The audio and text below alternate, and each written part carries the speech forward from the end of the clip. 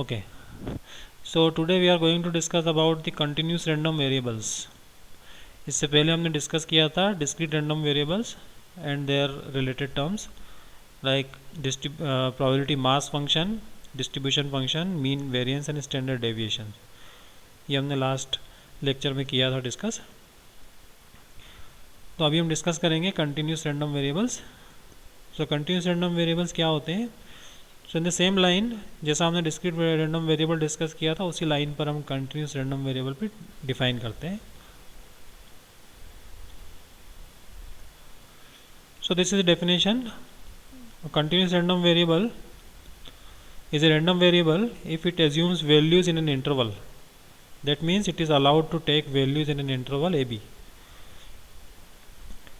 सो दोनों में डिफरेंस क्या है? जो हमारा डिस्क्रीट रैंडम वेरिएबल होता है x, उसकी जो वैल्यूज़ हैं वो x1, x2, x3 इस तरह से डिस्क्रीट वैल्यूज़ होती हैं,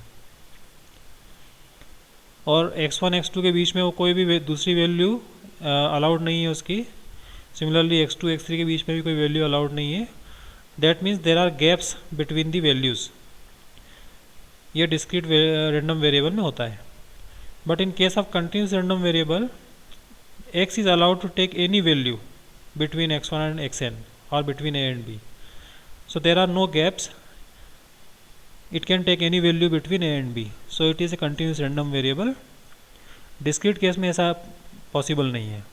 इसलिए दोनों में डिफरेंस ये है कि डिस्क्रीट में गैप्स होती है वैल्यूज़ के बीच में, इसमें गैप्स नहीं होती है.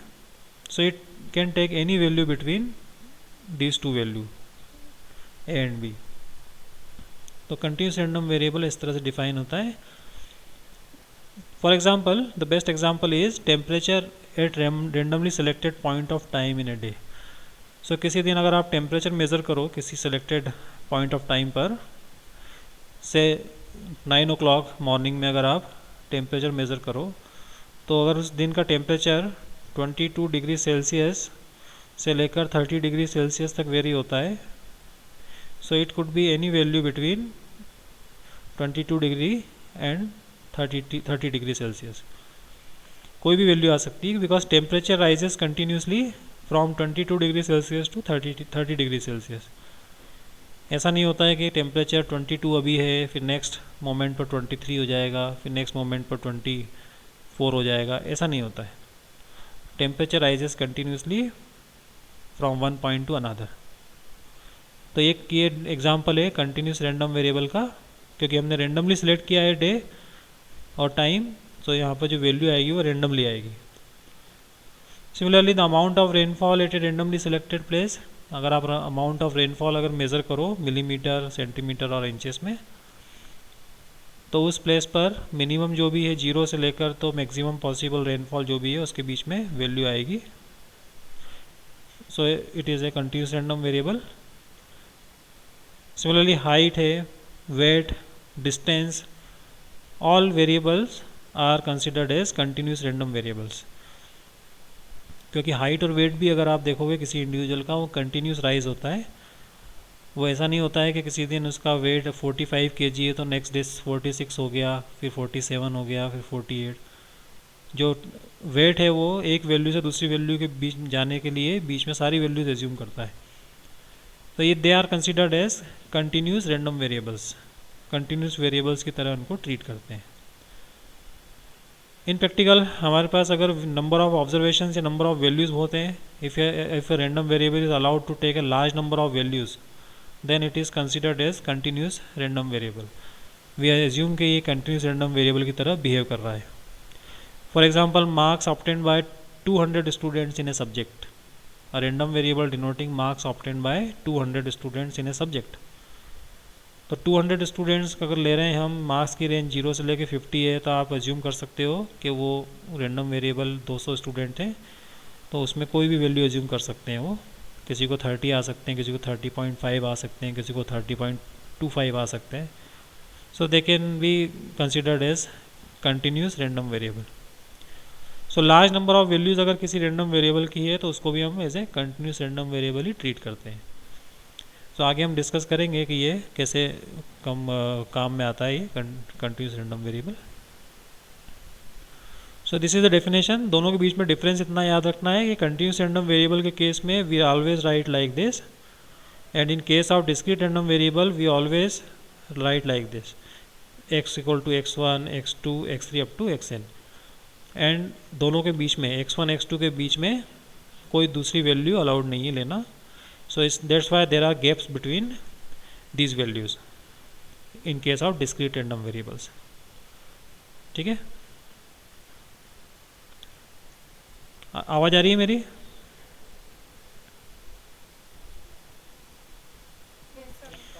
ठीक है, तो डिस्क्रीट रैंडम वेरिएबल और इसमें दोनों में डिफरेंस ये होता है। Now how to find the probability of continuous random variable. अब कंटिन्यूस रैंडम वेरिएबल के केस में इसी तरह से प्रोबेबिलिटी कैलकुलेट करेंगे हम, जबकि हम डिस्क्रीट रैंडम वेरिएबल में प्रोबेबिलिटी कैसे करते हैं, इस तरह से कैलकुलेट करते हैं। और उसके लिए एक फंक्शन होता है जिसको हम बोलते हैं प्रोबेबिलिटी मास फंक्शन। ये होता है probability mass function.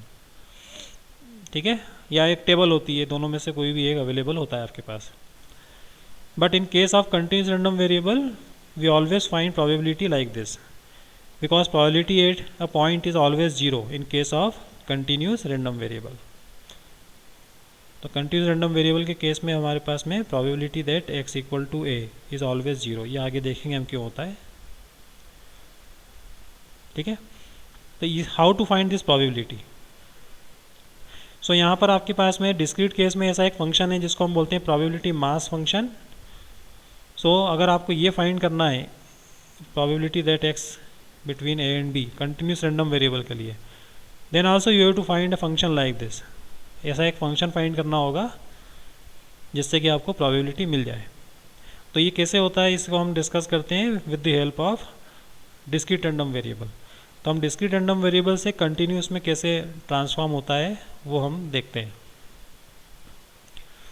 Okay, so to find the probability that x is in between a and b for continuous random variable, उसके लिए एक एग्जांपल लेते हैं। जैसे कि ये आपको दिया है डिस्क्रीट रैंडम वेरिएबल का एक टेबल दी हुई है और उसकी प्रोबेबिलिटी डिस्ट्रीब्यूशन दिया है। तो यहाँ डिस्क्रीट रैंडम वेरिएबल की वैल्यू है 0 1 2 3 4 5 और करस्पॉन्डिंग प्रोबेबिलिटीज है 0.15 0.18 and so on. And you see that this is discrete random variable. तो 0 और 1 के बीच में कोई दूसरी वैल्यू नहीं है और ना ही ये अलाउड है इसको लेना। 1 और 2 के बीच में भी कोई वैल्यूज़ नहीं है, 2 और 3 के बीच में भी नहीं है एंड सो ऑन। तो there are gaps between the values. तो अगर इसका हम प्रोबेबिलिटी हिस्टोग्राम देखें, इसको एनालाइज करें, तो ये एक इस तरह का जो ग्राफ होता है इसको हम बोलते हैं प्रोबेबिलिटी हिस्टोग्राम। हॉरिजॉन्टल एक्सिस पर जो है वो रैंडम वेरिएबल्स की वैल्यूज़ हैं 0 1 2 3 अप टू 5, और वर्टिकल एक्सिस पर जो है वो प्रोबेबिलिटीज़ हैं। तो x इक्वल टू 0 पर जो प्रोबेबिलिटी है उसके लिए we erect a rectangle with height 0.15, क्योंकि यहाँ 0 पर 0.15 है। तो ये जो रेक्टेंगल है, height of the rectangle gives the probability that x equal to 0। Similarly height of this rectangle at 1 gives the probability that x equal to 1 and so on। तो ये आप दिखाई दे रहे हैं आपको रेक्टेंगल्स, इसको हम बोलते हैं probability histogram. Now in this histogram you see that 0 और 1 के बीच में गैप है, वैल्यूज़ नहीं है। तो यहाँ पर आपको इन रेक्टेंगल्स के बीच में गैप दिखाई दे रही है, तो there are no other values. And also यहाँ पर जो प्रोबेबिलिटी हिस्टोग्राम है इसकी विड्थ हमेशा हम 1 लेते हैं। तो इसका मतलब यह है कि जब आप probability that x equal to 1 लिखोगे तो x इक्वल टू 1 की वैल्यू क्या है प्रोबेबिलिटी की, 0.18। ओके, क्योंकि हाइट ऑफ द रेक्टेंगल है ये। अच्छा, इसी को मैंने अगर लिखा ऐसा 1 into 0.18, taking the width of this rectangle as 1, सभी की 1 है रेक्टेंगल विड्थ की, तो ये क्या बन जाएगा, एरिया ऑफ द रेक्टेंगल।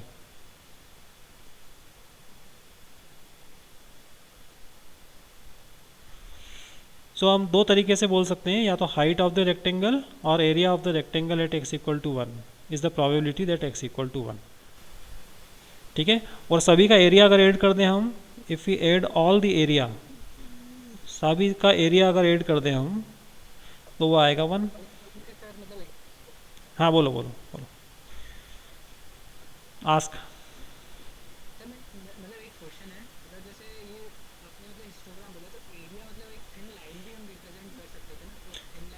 वो तो थिन थिन लाइन भी कर सकते थे, लेकिन हिस्टोग्राम की बात कर रहे हैं ना, हिस्टोग्राम में इसी तरह के रेक्टेंगल होते हैं।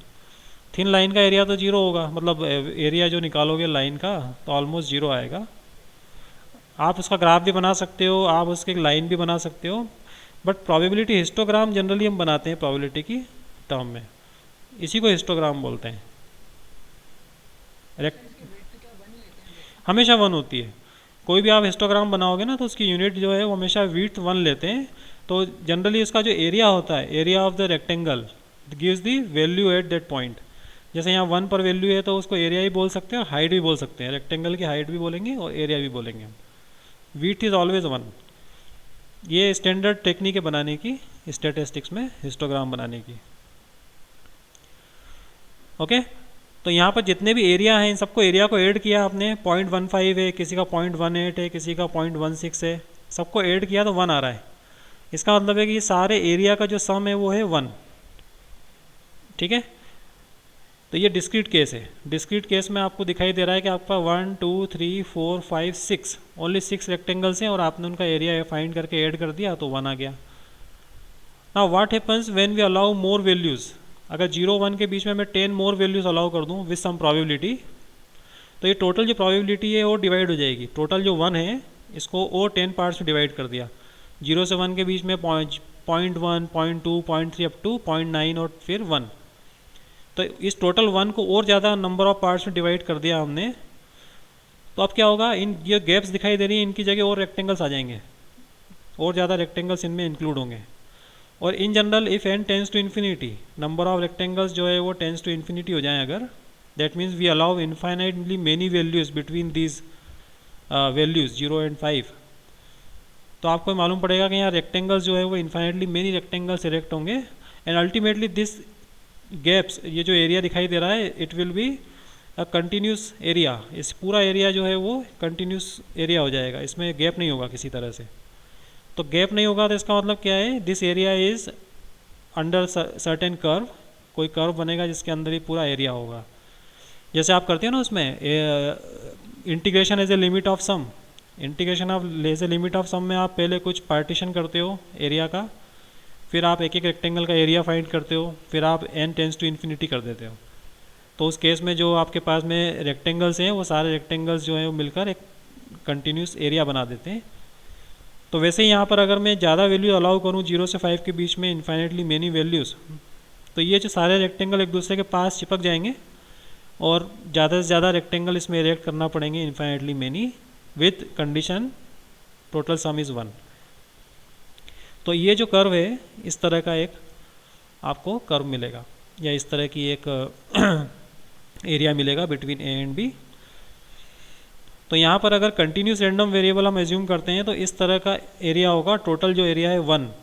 सो probability that x is in between a and b is nothing but area under the curve from a to b। और यहाँ पर अगर फाइंड करें हम, जैसे यहाँ 0 से लेकर 5 तक,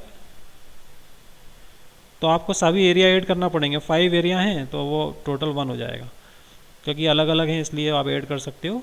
क्योंकि यहाँ x इक्वल टू 0 पर plus probability that x equal to 1, that probability that x equal to 2 and so on and so on. तो यहाँ आपको 5 जो रेक्टेंगल्स हैं उनका एरिया ऐड करना पड़ा, बट यहाँ पर एक्चुअली क्या है, इन्फाइनेटली मेनी रेक्टेंगल्स हैं और द कंटिन्यूस एरिया है, तो हम उनको इंटीग्रेशन करना पड़ेगा। तो ये जो कर्व है जिसके अंदर ये एरिया होता है, जिससे आप प्रोबेबिलिटी फाइंड करते हो, इसको हम बोलते हैं प्रोबेबिलिटी डेंसिटी फंक्शन। सो इस यहाँ पर आपके पास में होता है प्रोबेबिलिटी मास फंक्शन, और यहाँ पर आपके पास में होता है प्रोबेबिलिटी डेंसिटी फंक्शन। एफ यहाँ भी है और एफ यहाँ भी है, पर दोनों में ये डिफरेंस है। तो यहाँ जो एफ है उसको हम बोलेंगे probability density function. This is called probability density function and here F is called probability mass function, जिससे ये हाइट ऑफ द रेक्टेंगल मिलती है। तो ये दोनों में डिफरेंस है कि एक में आपके पास में जो है डिस्क्रीट वैल्यूज़ पर इंडिविजुअल वैल्यू फाइंड करना पड़ती है और फिर उनको ऐड करना पड़ता है, और दूसरे में आपके पास में इंटीग्रेशन है, फ्रॉम ए टू बी, उससे आपको प्रोबेबिलिटी मिलती है। तो इसी को लेकर हम प्रोबेबिलिटी डेंसिटी फंक्शन डिफाइन करते हैं इन जनरल। ये कंटिन्यूस रैंडम वेरिएबल के लिए है। So if x is a continuous random variable, then the real function f is called the probability density function of x if and only if। ये दो conditions इसमें होना चाहिए। Because F x gives the probability, तो ये हमेशा positive होना चाहिए बिकॉज ये एक्स एक्सिस के ऊपर होता है हमेशा, और integration from minus infinity to infinity should be 1। अब ये कंडीशन क्यों है? बिकॉज टू इंश्योर दिस, ये हमेशा लेस देन और इक्वल टू 1 होना चाहिए, प्रोबेबिलिटीज़ हैं इसलिए। तो ये अगर आपने प्रूव कर दिया कि total area under the curve from minus infinity to infinity 1 है, तो ये इंश्योर हो जाएगी कंडीशन कि probability that x between a and b is less than और इक्वल टू 1। तो किसी भी फंक्शन को डेंसिटी फंक्शन प्रूव करना हो तो ये दोनों कंडीशंस मस्ट है। कोई एक भी कंडीशन सेटिस्फाइड नहीं होती है तो वो डेंसिटी फंक्शन नहीं होगा, ठीक है। और डेंसिटी फंक्शन जो होता है वो that function gives the probability that x is in between a and b. तो डेंसिटी फंक्शन की जो प्रॉपर्टी है वो ये है, क्योंकि कंटिन्यूस वेरिएबल का केस है, डिस्क्रीट होता तो हम इसको ऐड कर देते, समेशन यूज़ करते। ये कंटिन्यूस के केस में, डिस्क्रीट के केस में हम इसको ऐसा लिख देते और कुछ नहीं, एफ एक्स। तो ए से लेकर बी के बीच में जितनी भी वैल्यूज़ होती हैं डिस्क्रीट, उन सब पे इसका सम आ जाता। पर यहाँ पर डिस्क्रीट वैल्यू नहीं है, इसलिए यहाँ हमने इंटीग्रेशन किया है। सो दोनों में ये डिफरेंस है, डिस्क्रीट और कंटिन्यूस में। Now using this definition you can draw some conclusions. जैसे कि ये है आपके पास में प्रोबेबिलिटी दैट अगर एक जो एफ एक्स है वो ए और बी के बीच में डिफाइंड है, बाकी सब जगह जीरो है, तो ये माइनस इन्फिनिटी टू इन्फिनिटी वाला जो इंटीग्रेशन है वो इसमें कन्वर्ट हो जाएगा ऑटोमेटिकली। वी विल सी कि ये इंटीग्रेशन और माइनस इन्फिनिटी टू इन्फिनिटी दोनों इंटीग्रेशन सेम आएंगे, क्योंकि इसमें outside of this interval function zero है अगर ये है तो ऐसा। तो ये अभी हम देखेंगे आगे। एंड यूजिंग दिस प्रॉपर्टी, ये जो डेफिनेशन है, probability that x equal to a can be written like this. So using this integration, this is 0. So that's why we take probability that x equal to a is always 0 in case of continuous random variable. So continuous random variable के case में किसी भी individual point पर अगर आप probability find करोगे तो वो 0 आएगी क्योंकि उस पॉइंट के ऊपर जो रेक्टेंगल है उसकी width ऑलमोस्ट 0 हो जाएगी ना when you take n tends to infinity। so area of that rectangle will be 0 अगर आप इंडिविजुअल कैलकुलेट करना चाहते हो तो। हाँ सर, जो फंक्शन एफ है तो ये प्रोबेबिलिटी नहीं देगा? फंक्शन एफ एक्स नहीं देगा, फंक्शन एफ एक्स नहीं देगा, फंक्शन का इंटीग्रेशन देगा। फंक्शन तो आपका जो एरिया है टोटल वो कवर कर रहा है। ये फंक्शन जो है ना, ये ए और बी के बीच का एरिया कवर कर रहा है।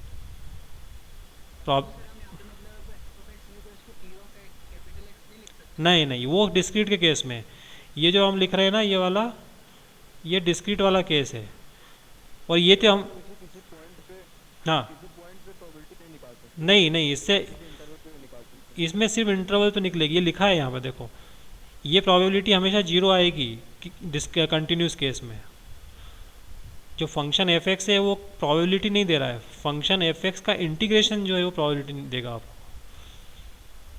ये बात ध्यान रखना है। दोनों में यही डिफरेंस है कि डिस्क्रीट केस में तो आप सीधे सीधे निकाल लेते हो एफ एक्स, लेकिन यहाँ पर इंटीग्रेशन करना पड़ता है, तो दोनों में थोड़ा डिफरेंस है ना। Because of this property, second वाली प्रॉपर्टी का कारण क्या है, ये सारे इंटीग्रेशन, ये सारी प्रोबेबिलिटी सेम होती है, whether you include and points और नॉट, इट डजेंट मैटर। ये सारे जो इंटीग्रेशन है वो सेम होते हैं, सारे प्रोबेबिलिटी सेम होती है। तो ये आप माइंड मत करना कि यहाँ मैंने ए इंक्लूड किया है या नहीं किया है। अगर आप प्रोबेबिलिटी फाइंड कर रहे हो तो ये सारी प्रोबेबिलिटी सेम आती है because of second property.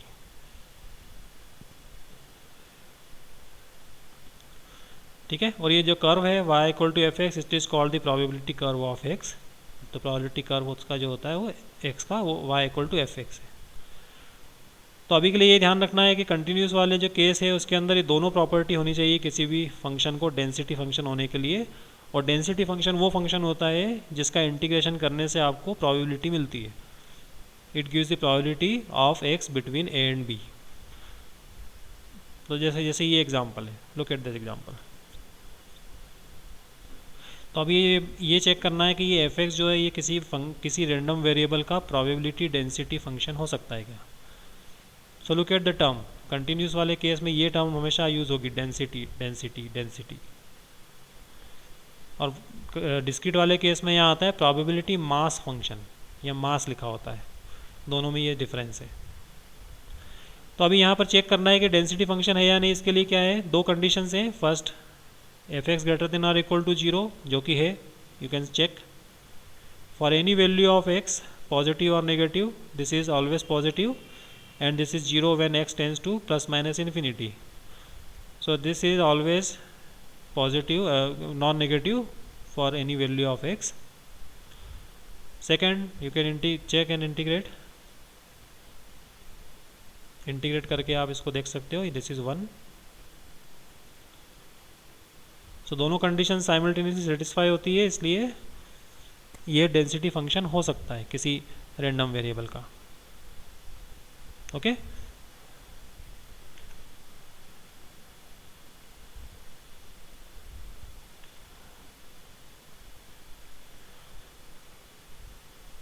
Now look at this function. एक और एग्जांपल लेते हैं। सो ये फंक्शन जो है आपको दिखाई दे रहा है कि 0 से लेकर 3 तक डिफाइंड है। इसकी कुछ डेफिनेशन है, नॉन जीरो, और इस इंटरवल के बाहर जो है वो 0 है, एल्सवेयर का मतलब है कि ये इस इंटरवल के बाहर 0 है। तो अभी आपको बताना है कि ये प्रोबेबिलिटी डेंसिटी फंक्शन हो सकता है क्या किसी रैंडम वेरिएबल का।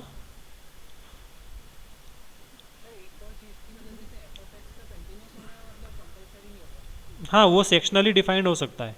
मैंने कहा ना, एंड पॉइंट्स पर उसका बिहेवियर अलग अलग हो सकता है, लेकिन उस इंटरवल के अंदर जो है कंटिन्यूस होना चाहिए। जैसा अब यहाँ 1 और 2 में कंटिन्यूस है, ये 2 और 3 में कंटिन्यूस है, ठीक है। 0 1 में सेक्शनली डिफाइंड हो सकता है, लेकिन उसका जो इंटीग्रेशन है वो कब होगा, जब वो अंदर उस इंटरवल के अंदर कंटिन्यूस हो। जो भी इंटरवल में आप इंटीग्रेट कर रहे हो, आप सेक्शनली डिफाइंड है तो उसको अलग अलग डिफाइन कर दो ना, कोई दिक्कत नहीं है। फंक्शन का कंटिन्यूस इस तरह से डिफाइंड, सेक्शनली डिफाइंड हो सकता है। कोई ज़रूरी नहीं कि एक कंटिन्यूस हो फंक्शन, सेक्शनली डिफाइंड हो सकता है। तो टोटल एरिया जो है may consist of different areas. Total जो एरिया है अंडर द कर्व में भी कंसिस्ट ऑफ 2 और मोर डिफरेंट एरिया, तो उसमें कोई प्रॉब्लम नहीं है। आपको इंटीग्रेशन करते समय उसको ब्रेक कर लेना है, और क्या है। जैसे यहाँ 0 से 1 में कुछ और डेफिनेशन है, 1 2 में और कुछ और डेफिनेशन है, 2 और 3 में कुछ और डेफिनेशन है। तो यहाँ पर अगर आप चेक करोगे तो आपको हर एक इंटरवल में चेक करना है। सबसे पहले एफ एक्स ग्रेटर देन 0, ये चेक करना है condition. So you can verify that 0 and 1, अगर आप 0 एंड 1 लोगे तो इसके अंदर एक ग्रेटर देन 0 है, बिकॉज x²/2 है। सिमिलरली सेकेंड जो इंटरवल है 1 2, उसके अंदर आप इसको सिंप्लीफाई करो अगर फंक्शन को 1 2 में, तो ये इस तरह से आता है। Now you can check it is greater than और equal to 0 for all x in the interval 1 2। 1 2 के अंदर आप चेक कर लेना कि ये हमेशा पॉजिटिव है। एंड बिटवीन 2 एंड 3, इसको फिर से सिंप्लीफाई करो 2 एंड 3 को, के बीच में function this is x-3²/2 greater than और इक्वल टू 0। तो ये हमेशा पॉजिटिव है फंक्शन, और बाकी सभी जगह इस इंटरवल के बाहर 0 से 3 के बीच में बाहर वो 0 है।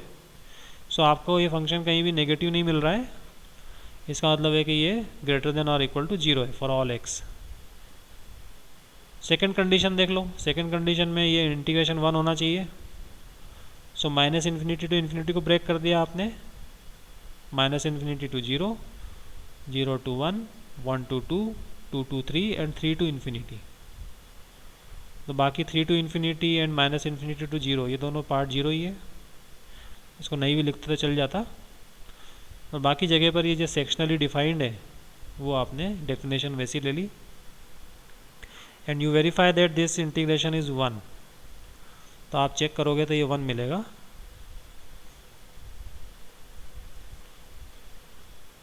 सो दोनों कंडीशंस एक साथ सेटिस्फाइड होनी चाहिए, इसलिए तब हम इसको बोलेंगे कि ये डेंसिटी फंक्शन है, probability density function for a continuous random variable x.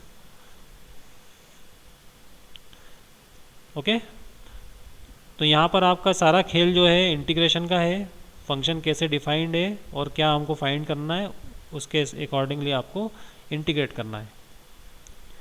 और डिस्क्रीट वाले केस में तो आपको समेशन लगाना पड़ता है, सम करना पड़ता है, इंडिविजुअल वैल्यूज़ पर प्रोबेबिलिटी फाइंड करके सम फाइंड करना होता है, इसलिए वहाँ पर केस अलग है, वहाँ इंटीग्रेशन नहीं है, वहाँ पर समेशन है।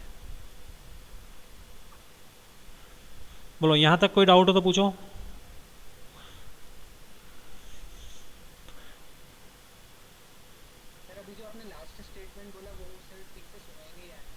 नहीं, मैं ये बोल रहा हूँ कि यहाँ पर जो कंटिन्यूस रैंडम वेरिएबल और डिस्क्रीट रैंडम वेरिएबल में ये डिफरेंस है कि उनके डेंसिटी फंक्शन और प्रोबेबिलिटी मास फंक्शन होते हैं।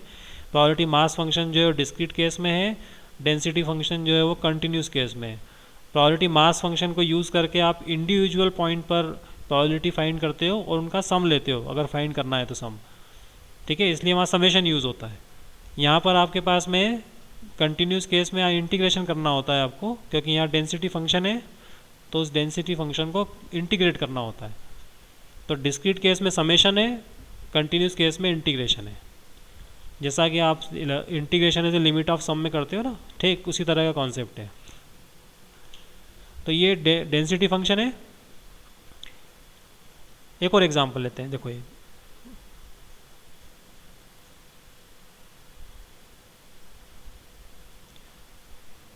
So look at this example. Here x denotes the amount of bread in hundreds of kilogram, and fx, small fx, is a function, okay, giving the probabilities. So with the probability function specified by this fx, find the value of a such that fx is the probability density function. And what is the probability that the amount of bread that will be sold tomorrow is more than 500 kgs, between 250 and 750 kgs, and less than 250 kgs? So first of all we have to show that this function is a probability density function. ये दिया हुआ है ये, और आपको find करना है values of a। तो किन वैल्यूज़ के a की किस वैल्यू के लिए ये फंक्शन जो है वो प्रोबेबिलिटी डेंसिटी फंक्शन है। इस पूरे एग्जाम्पल में सबसे पहले आपको ये पता करना है। सो डेंसिटी फंक्शन के लिए आपको चाहिए कि एफ एक्स ग्रेटर देन और इक्वल टू 0 हो। तो आप यहाँ पर आप चेक कर सकते हो, F x is greater than और equal to 0 in this interval depending on a अगर पॉजिटिव है तो। सिमिलरली 10 माइनस एक्स पॉजिटिव है 5 to 10 में, तो ये अगर पॉजिटिव होना है तो ए भी कुछ पॉजिटिव नंबर होना चाहिए, और बाकी जगह 0 है। तो 0 से लेकर 10 में डिफाइंड है, बाकी जगह 0 है। So let's find value of A. Value क्या आएगी ए की, वो इससे आएगी। अगर ये डेंसिटी फंक्शन है तो फिर ये इंटीग्रेशन 1 होना चाहिए, इसको आप इंटीग्रेट कर लो, because minus infinity to 0 and 10 to infinity वो दोनों पार्ट 0 है, इसलिए यहाँ पर सम में लिखा नहीं है। माइनस इन्फिनिटी टू 0 वाला पार्ट जो है वो 0 है, और यहाँ 10 टू इन्फिनिटी वाला पार्ट भी 0 है। तो ये बचे हुए जो पार्ट में नॉन 0 है यहाँ पर, वो हमने इंटीग्रेट कर लिया। So what is the value of a? A is 1/25। So a equal to 1/25 के लिए ये डेंसिटी फंक्शन बनेगा। So this is the value, this is the function density function f x. Okay, तो अमाउंट ऑफ ब्रेड जो है वो किस जो भी है वो इस तरह से सेल होती है, उसका डिस्ट्रीब्यूशन दिया हुआ है। अमाउंट ऑफ ब्रेड जो है 500 kg, 1000 kg, 750 kg, तो लार्ज नंबर है इसलिए इसको as a continuous random variable assume किया हुआ है. Now the probability that the amount of bread that will be sold tomorrow is more than 500 kg. तो एक बार आपको डेंसिटी फंक्शन मिल गया, उसके बाद more than, less than, between two values, वो सारी चीज़ें इंटीग्रेशन से फाइंड करना है. जैसा मोर देन 500 kg बोला है तो x जो है वो ऑलरेडी हंड्रेड्स ऑफ किलोग्राम्स में, इसलिए हम x ग्रेटर देन 5 लिखेंगे यहाँ. सो x is already in hundreds of kilograms. So 500 kgs का मतलब हो जाएगा x ग्रेटर देन 5. तो x ग्रेटर देन 5 का मीनिंग क्या है? 5 to infinity f x d x. But ये 5 टू 10 है और 10 टू इन्फिनिटी वाला पार्ट 0 है. सो 5 टू 10 में इसका इंटीग्रेशन फाइंड कर लेंगे हम. सो 0.5 आएगा. So probability that amount of bread sold will be greater than 500 kgs is 0.5. So there is a 0.5 chance, 50% chance है कि amount of bread जो है वो 500 kg से ज़्यादा सेल होगा. Between 250 and 750 kgs. So x को अगर 250 से 750 kgs के बीच में सेल हो, उसके लिए probability निकालना है. तो 2.5 से 7.5, बिकॉज ये हंड्रेड्स ऑफ किलोग्राम्स में दिया हुआ है ऑलरेडी. इंटीग्रेशन करना है. तो अब ये इंटीग्रेशन देखो कैसे होगा. 2.5 से यहाँ पर 2.5 से 5 तक डेफिनेशन अलग है, which is x by 25, and 5 से लेकर 7.5 तक डेफिनेशन ये है 10 माइनस एक्स बाय 25. तो ये इंटीग्रेट करेंगे तो 0.75 है. इसका मतलब है कि 75% चांस है कि अमाउंट ऑफ ब्रेड 250 से 750 kgs तक सेल हो next day. And less than 250 kg अगर फाइंड करना है तो लेस देन 250 kg का मतलब ये है x less than 2.5, less than और इक्वल टू या less than 2.5. So minus infinity to 2.5 लिखेंगे या 0 से लेकर 2.5 एक ही बात है, बिकॉज माइनस इन्फिनिटी टू 0 0 ही है. सो देर इज़ ओनली 12.5% चांस कि अमाउंट ऑफ ब्रेड जो है वो 250 kg से कम सेल होगा. तो ये आपके पास डेंसिटी फंक्शन एक बार आपने डिफाइन कर लिया, उसके बाद कैसी भी प्रोबेबिलिटी आप फाइंड कर सकते हो using that density function. Okay. तो यहाँ पर एक बात ध्यान रखना है, डेंसिटी फंक्शन वर्ड यूज़ होते ही आपको क्लिक होना चाहिए कि ये कंटिन्यूस रैंडम वेरिएबल का केस है, इसलिए हम इंटीग्रेशन करेंगे. So this is density function. Now we define, yes, इतना समझ में आया?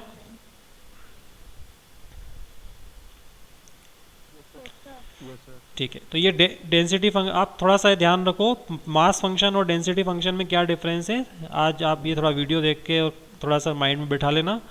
एक बार आपको समझ में आ गया कि कौन सा डिस्क्रीट केस में यूज़ होता है और कौन सा कंटिन्यूस केस में, तो आपको ट्रीटमेंट मालूम पड़ जाएगा. दोनों का सेम है बिल्कुल, एक में इंटीग्रेशन चलता है और एक में समेशन चलता है, बस बाकी केसेस बिल्कुल सेम है. तो दूसरा जो हमने इंपॉर्टेंट फंक्शन डिफाइन किया था डिस्क्रीट के केस में वो था डिस्ट्रीब्यूशन फंक्शन और क्यूमुलेटिव डिस्ट्रीब्यूशन फंक्शन. तो क्यूमुलेटिव डिस्ट्रीब्यूशन फंक्शन क्या होता है? वो आपको देता है probability that x less than और equal to x for any real x. Discrete case में भी आपको ऐसी प्रोबेबिलिटी जब फाइंड करते हो तो उसको हम बोलते हैं डिस्ट्रीब्यूशन फंक्शन और क्यूमुलेटिव डिस्ट्रीब्यूशन फंक्शन. तो ये जो फंक्शन है, this probability is sum of all the probabilities up to this value. इस वैल्यू तक की सारी प्रोबेबिलिटी का सम है. और इसी को हम फिर आगे जाके मतलब यहाँ पर बोला था हमने एफ एक्स. तो इस केस में कैसे डिफाइंड होगा ये डिस्ट्रीब्यूशन फंक्शन और cumulative distribution function capital F x is defined like this. It is the probability that x less than or equal to x for any real x which is minus infinity to x ft dt. तो ये जो integration है, this integration will give probabilities up to that value x, sum of all the probabilities और integration of all the probabilities up to this value x. इसको हम बोलते हैं distribution function और क्यूमुलेटिव डिस्ट्रीब्यूशन. क्यूमुलेटिव का मतलब है कि ये सम है, प्रीवियस सारी प्रोबेबिलिटीज़ का sum. And it has the following properties, you can check. यहाँ पर अगर माइनस इन्फिनिटी रख दोगे तो minus infinity to minus infinity integration will be 0। अगर यहाँ प्लस इन्फिनिटी आप सब्सटीट्यूट करते हो, minus infinity to plus infinity will be 1, so integration will be 1 and it is clear because it is cumulative. तो इसमें प्रोबेबिलिटी ऐड होती जा रही है, तो जितना आप पॉइंट आगे बढ़ाते जाओगे उतना प्रोबेबिलिटीज उसमें ऐड होती जाएगी। So if a less than b then F of a less than और equal to F of b. Equal to sign इसलिए है बिकॉज कभी प्रोबेबिलिटी 0 भी होती है किसी पॉइंट पर, तो हो सकता है कि समेशन में कोई चेंज नहीं हो या इंटीग्रेशन में कोई चेंज नहीं हो, किसी इंटरवल में प्रोबेबिलिटी 0 हो सकती है।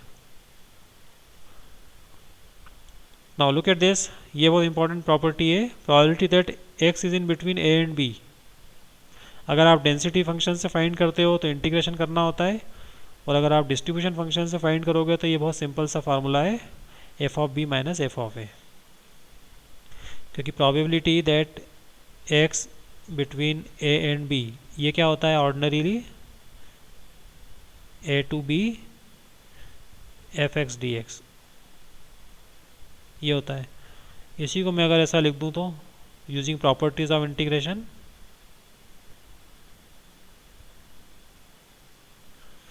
Minus infinity to a F T D T. Using properties of integration मैंने लिखा है इसको a to minus infinity then minus infinity to b, फिर इसका माइनस साइन कॉमन लेके इसको अरेंज कर दिया ऐसा, तो ये हो जाएगा F of b minus F of a. तो ये बहुत इंपॉर्टेंट प्रॉपर्टी है। ऑर्डिनरीली अगर आपको ये फाइंड करना है probability that x is in between a and b तो इस तरह से करना पड़ता है, और अगर डेंसिटी ये क्यूमुलेटिव डिस्ट्रीब्यूशन फंक्शन दिया है तो इसमें सिर्फ अपर लिमिट और लोअर लिमिट पर फंक्शन की वैल्यू फाइंड करके डिफरेंस फाइंड करना होता है। तो ये इसका एक बहुत अच्छा यूज़ है। नाउ डेंसिटी फंक्शन कैसे फाइंड करेंगे, अगर आपको ये दिया है कैपिटल एफ एक्स या डिस्ट्रीब्यूशन फंक्शन, जस्ट इसका डी बाई डी एक्स निकाल लेंगे। तो D by D X of F x is small F X density function. So this is the relationship between density function and distribution function.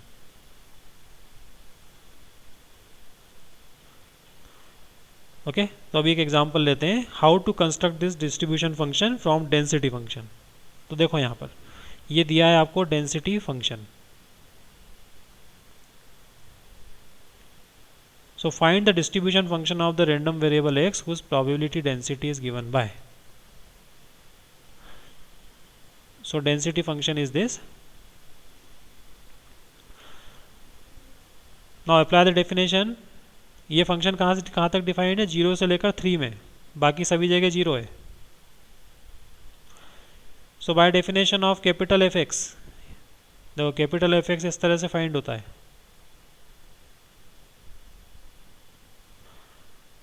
जहाँ पर x क्या है minus infinity to infinity. सो अभी check करते हैं कि x लेस देन और equal to 0 हो तो क्या होगी वैल्यू। अगर यहाँ पर ये वाला x नेगेटिव वैल्यू हो, सपोज -1 हो या -1.5 हो, तो हमको probability that x less then -1 ऐसा फाइंड करना होगा। तो उसके लिए फार्मूला क्या है, माइनस इन्फिनिटी टू x, ये यहाँ पर x है। सो यहाँ पर जो माइनस इन्फिनिटी टू एक्स अगर फाइंड करोगे तो एफ टी तो 0 है, माइनस इन्फिनिटी टू 0, यहाँ पर देखो फंक्शन की वैल्यू 0 है, 0 से लेस के लिए 0 है, यहाँ पर आएगा केस एल्सवेयर में। तो ये एफ एक्स की जो कैपिटल एफ एक्स की वैल्यू 0 होगी for any negative value of x, चाहे वो -0.1 ही क्यों नहीं हो। अगर किसी ने पूछा what is the probability that x less than -0.1, सो आप सीधे लिख दोगे 0, क्योंकि यहाँ -0.1 तो है ही नहीं, x less than -0.1। So for x less than और equal to 0 capital F x 0, ये ध्यान रखना है। Then second x between 0 and 1, तो अगर आपसे किसी ने पूछा कि what is the probability that x is less than 0.75, तो आपको क्या करना है, you have to find the probability that x less than 0.75। तो 0.75 तक की सारी प्रोबेबिलिटीज़ का सम हो जाएगा या इंटीग्रेशन हो जाएगा कंटिन्यूस केस है तो। तो इसी में आप चलोगे इस तरह से।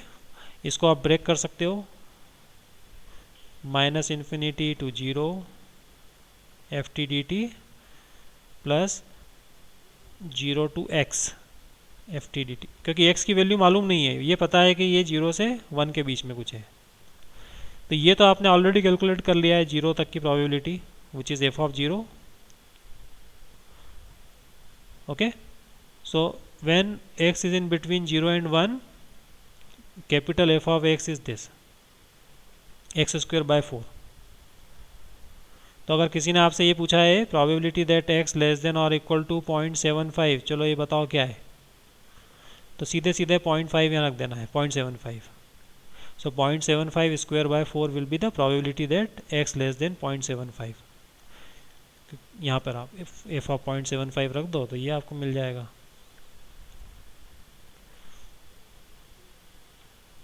नाउ बिटवीन 1 एंड 2, एक्स अगर 1 एंड 2 में है, मतलब 1.5 है या 1.2 है या 1.25 है वट, तो फिर क्या होगा, apply the definition, x is in between 1 and 2, ये वाला जो x दिखाई दे रहा है लिमिट का, वो 1 एंड 2 के बीच में। इसको फिर से ब्रेक कर सकते हैं हम, माइनस इन्फिनिटी टू जीरो, फिर 0 टू 1 एंड 1 टू x, ऐसा 3 पार्ट में डिवाइड कर लिया। बट ये हमने पहले ही कैलकुलेट कर लिया है, which is in F of 1। So F of 1 हमने फाइंड कर लिया, एफ ऑफ 1 यहाँ से आ जाएगा 1/4, और इसका इंटीग्रेशन जो भी है वो x माइनस 1/2। सो 1 एंड 2 के बीच में एफ ऑफ x ये है। दैट मीन्स अगर किसी ने आपसे पूछा what is the probability of x between x less then 1.5, ऐसा आपसे पूछा, तो 1.5 यहाँ रख दो सीधे सीधे इसमें। So this will give probabilities up to 1.5, minus infinity से 1.5 तक। Now between 2 and 3, again apply the definition, same procedure है, इसको आप ब्रेक कर लो, minus infinity to zero, 0 to 1, 1 to 2 and 2 to x। तो ये तीनों वाला जो पार्ट है ये एफ ऑफ 2 है, जो हमने कैलकुलेट कर लिया है ऑलरेडी। एफ ऑफ 2 यहाँ से निकाल लो और इसको आप इंटीग्रेट कर दो। So for every interval we have calculated और we have found this capital F x. तब इसको प्रॉपरली लिखना है। अच्छा, फॉर एक्स ग्रेटर देन 3, किसी ने आपसे पूछा what is the probability that x less than 3.25। सो 3.25 यहाँ रखेंगे हम अगर, तो एफ ऑफ 3 तक का तो हमने ऑलरेडी कैलकुलेट कर लिया है प्रीवियस स्लाइड में। 3 से लेकर x के बीच में, 3 से लेकर 3.25, वो इंटीग्रेशन 0 आएगा, क्योंकि हमारा जो स्मॉल एफ एक्स है डेंसिटी फंक्शन वो 0 है आउटसाइड ऑफ 3। तो एफ ऑफ 3 जब रखा हमने तो 1।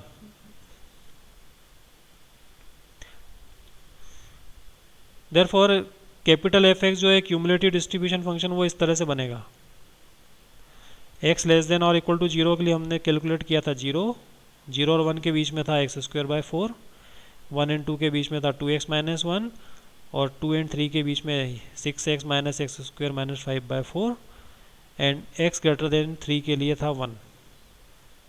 ये मस्ट है कंडीशन, 1 आना ही चाहिए, लास्ट में यहाँ पर 1 आएगा ही। तो ये हो गया आपका calculation, construction of cumulative distribution function. ये फंक्शन प्रोबेबिलिटी नहीं दे रहा है, this is sum of probabilities up to that point x, this is sum of probabilities up to this point, तो इसीलिए ये क्यूमुलेटिव है। Now what is this probability? तो अगर आप डेंसिटी ये यूज़ करना चाहते हो डिस्ट्रीब्यूशन फंक्शन, तो ये सिंपल है, अभी मैंने आप लिखाया था, F of 1/2 minus F of minus 1/2। So F of 1/2 यहाँ से रीड कर लो, capital F of 1/2, and minus 1/2 तो इसके बाहर है आउटसाइड, तो ये 0 हो जाएगा।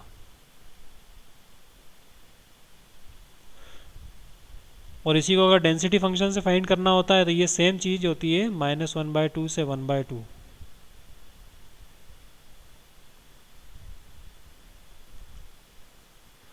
This is same, this two are same. 2 and 3 के बीच में अगर फाइंड करना है तो F of 3 minus F of 2, capital F of 3 minus F of 2। So capital F of 3 यहाँ से रीड कर लेंगे, ये 1 है, कैपिटल एफ ऑफ 3 यहाँ 3 रख दो तो 1 आ जाएगा। एफ ऑफ 2 अगर फाइंड करना है तो एफ ऑफ 2 यहाँ से आएगा, 4 माइनस 1 3/4। और इसी को अगर आपको कैलकुलेट करना है डेंसिटी फंक्शन से तो ये इस तरह से निकलेगा 2 2 3 एफ एक्स डी एक्स। तो डेंसिटी फंक्शन से आपको इंटीग्रेशन करना पड़ेगा। इसको एक बार बना लिया तो इसके बाद आप कोई भी प्रोबेबिलिटी फाइंड कर सकते हो, लेस देन और इक्वल टू या मिडिल बिटवीन 2 पॉइंट्स और ग्रेटर देन सम वैल्यू, सारी चीज़ें फाइंड कर सकते हो। सो this is construction of cumulative distribution function. तो यहाँ पर ये देखना है कि लिखा कैसे है ये। हमने पूरे माइनस इन्फिनिटी से लेकर तो इन्फिनिटी के बीच में इसको डिफाइन किया हुआ है। ये जो x दिखाई दे रहा है ये माइनस इन्फिनिटी से इन्फिनिटी के बीच में।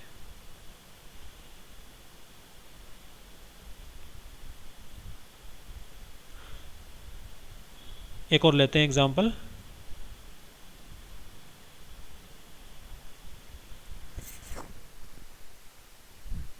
Look at this example. The proportion of budget for certain types of industrial company that is allotted to environmental and pollution control is coming under scrutiny.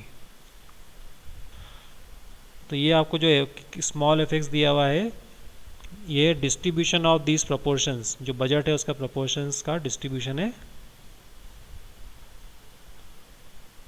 Find the distribution function and using it determine the probability that a company chosen at random expends more than 20% but less than 35% of its budgets on environmental and pollution controls। तो ये तो practical चीज़ें हैं। fx को अगर हम देखेंगे तो ये डेंसिटी फंक्शन है, इसको यूज़ करके आपको बनाना है डिस्ट्रीब्यूशन फंक्शन। तो मैंने अभी प्रोसीजर बताया आपको कैसे करना है। सो मैं एक्सप्लेन नहीं कर रहा हूँ, यहाँ पर दिखा रहा हूँ आपको कैसे होगा ये। This is the definition.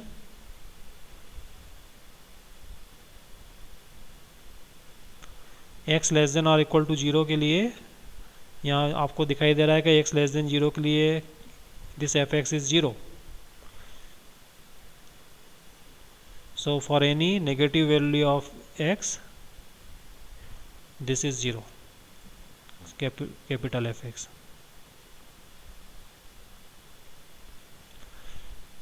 Similarly 0 and 1/4 के लिए अभी मैंने बताया था कैसे फाइंड करना है, F of 0 plus 0 to x F T D T.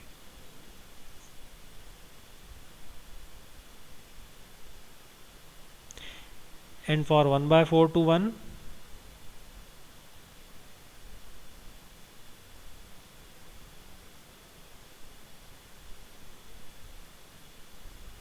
and for x greater than 1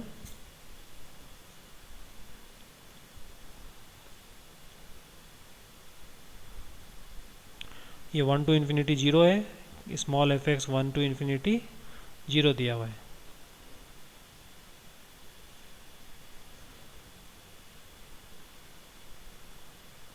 So when you write capital Fx, this is the capital Fx or cumulative distribution function। हाँ सेकंड वाले में हाँ बोलो। Sir second वाले में sir x 1/4 से मतलब बड़ा है 1 से छोटा है तो उसमें f ऑफ 1 माइनस 1/4 करेंगे ना? नहीं, कहाँ पर ये नहीं सर सेकंड वाले में। देखो सेकंड वाले का मीनिंग क्या है कि ये 1/4 से 1 हो सकता है कोई कुछ भी x, ठीक है। तो इसको आपने ब्रेक किया इस इंटीग्रेशन को माइनस इन्फिनिटी टू जो भी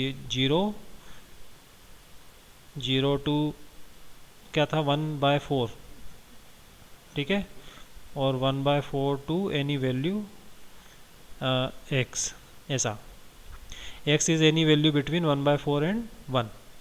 तो अब देखो यहाँ तक का इंटीग्रेशन तो आपने ऑलरेडी जो क्यूमुलेटिव प्रोबेबिलिटी है या क्यूमुलेटिव सम है वो तो आपने फाइंड कर ही लिया है, वही रहा ये वाला यहाँ पर।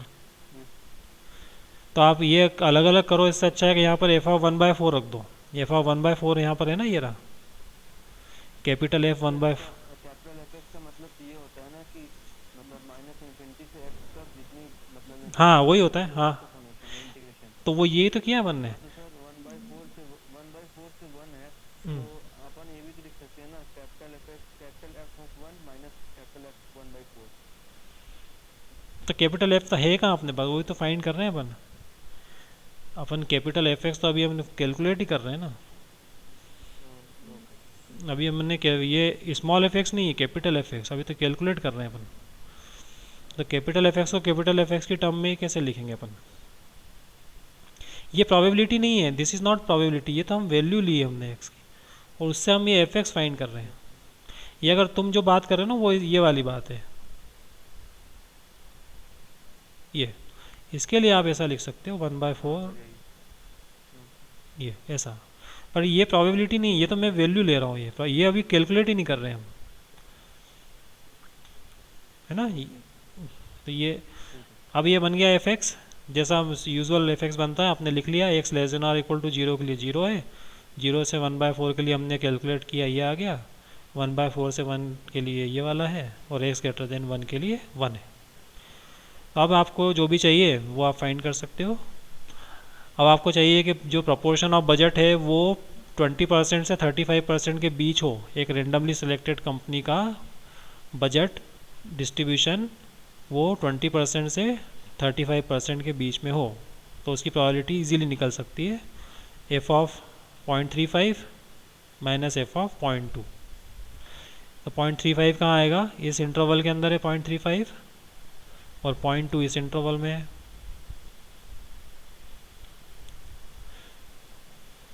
So ये probability that a randomly selected company has its budget proportion between 20% and 35% is 0.26। और इसी को आप अगर डेंसिटी फंक्शन से करना चाहते हो तो इसको आप इंटीग्रेट करो ऐसा।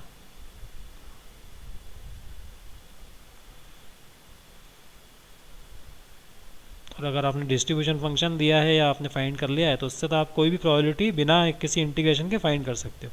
दोनों का एडवांटेज ये है कैपिटल एफ एक्स का कि उसमें इंटीग्रेशन नहीं करना होता। एक बार आपने बना लिया है तो कोई भी प्रोबेबिलिटी आप फाइंड कर सकते हो इंटरवल में, या ग्रेटर देन और लेस देन एनी प्रोबेबिलिटी।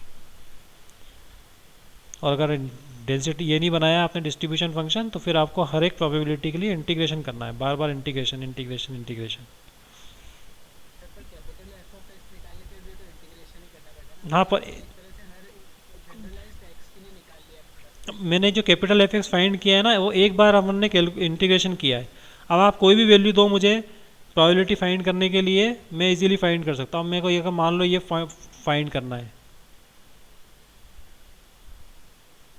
तो क्या मुझे इंटीग्रेशन करना पड़ेगा।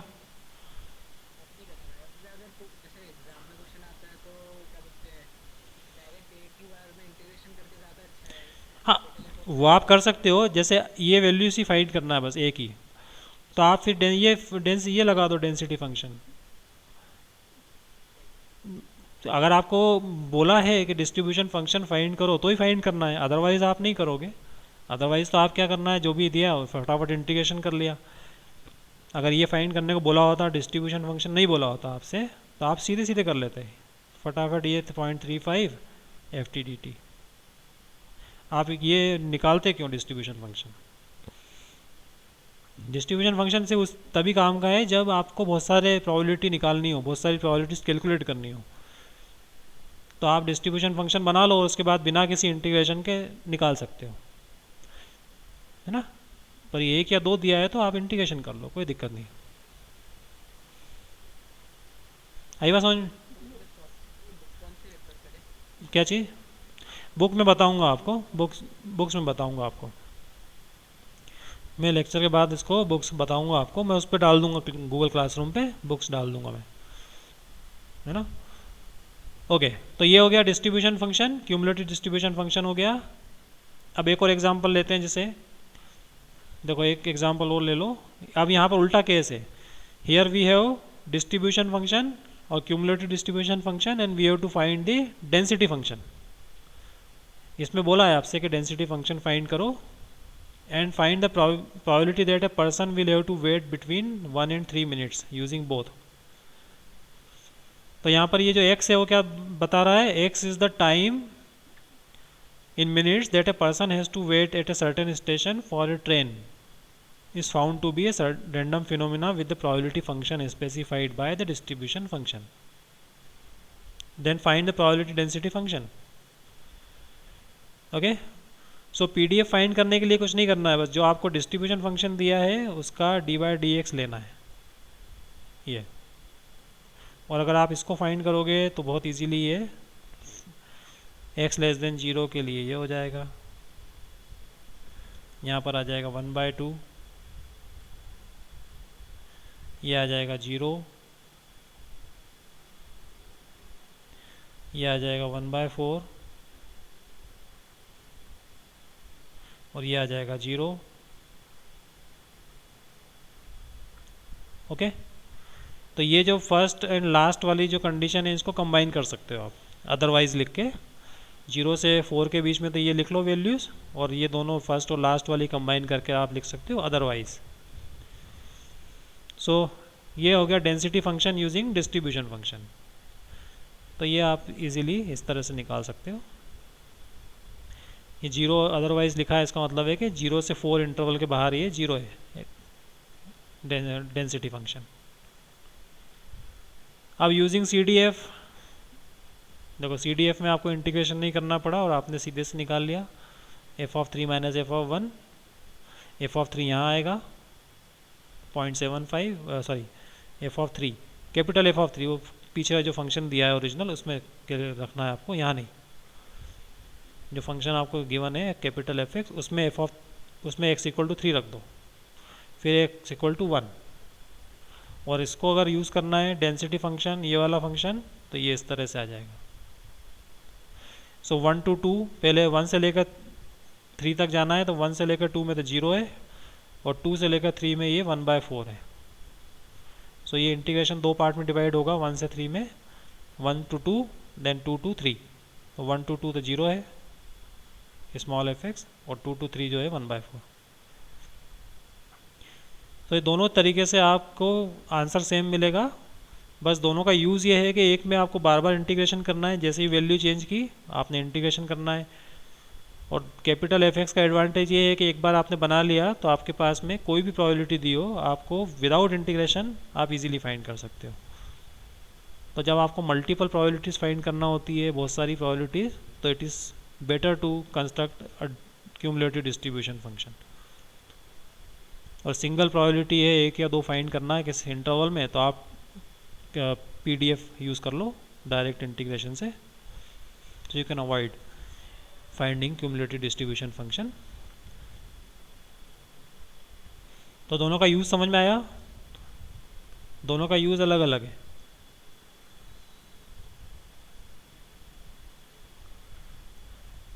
Then we have mean variance and standard deviation. जैसा कि होता है mean variance and standard deviation, जैसा हमने डिस्क्रीट केस में डिफाइन किया वैसे ही कंटिन्यूस केस में है।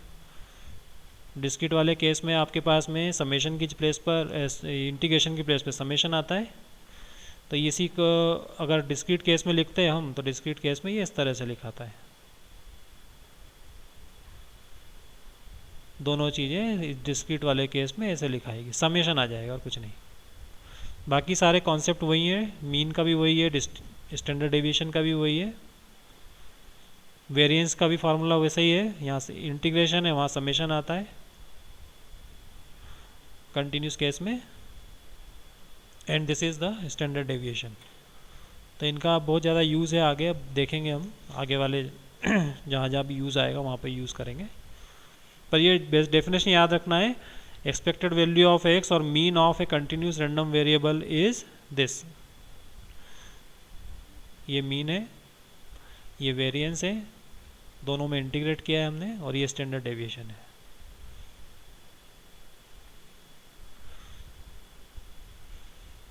सो ये कंटिन्यूस रैंडम वेरिएबल के बारे में डिस्कशन है, जो भी रिलेटेड टर्म्स हैं ये आगे हमको बहुत यूज़ में आएगा, हमारे जो कोर्स में डिस्कशन में बार बार ये टर्म यूज़ आती है, continuous random variable, mean, standard deviation, variance, सब यूज़ में आते हैं। तो अभी कोई डाउट है तो आप पूछो मुझसे।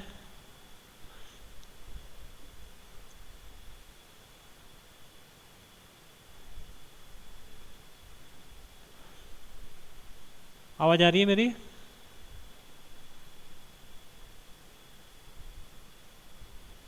हेलो?